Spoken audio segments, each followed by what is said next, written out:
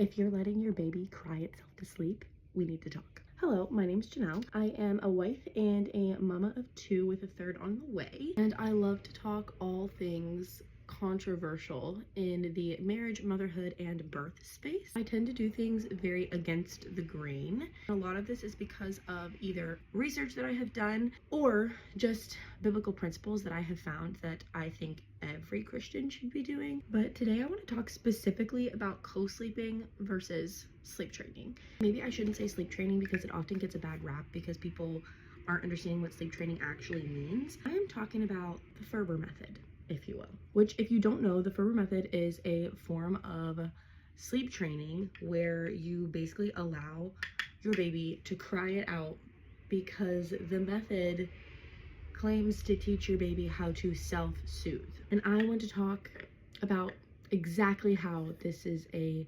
ridiculous idea for a baby. And listen, there are real ways to sleep train your baby. I'm talking about specifically the Ferber method, which is recommended you start when your baby is around 4 to 6 months of age, and you basically do regular interval check-ins. It says if your baby cries.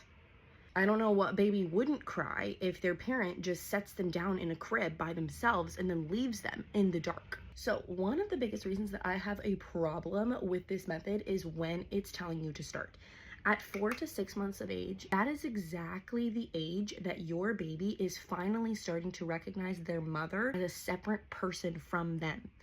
Up until that age, your baby believes that you and them are the same person. You guys are one. Leaving your baby to cry until the point of throwing up, because this is common in the Ferber method, by the way. And you know what the Ferber method tells you to do? Just go in, clean it up calmly, and leave. Hello? Are we okay? Your baby is not learning to self-soothe. That is not what they're learning.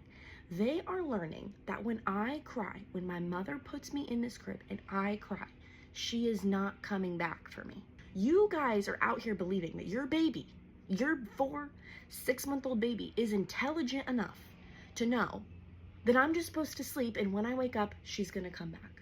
They are experiencing big emotions of abandonment and neglect and learning that eventually she might come back. Because sometimes when I cry, she does. Because you have to come back at the 5-minute and then the 10-minute and then the 15-minute. So sometimes when I cry, she comes back. We know as adults that the baby is fine. They're fine. They're not gonna die like that, right? The baby doesn't know that. The baby doesn't know that.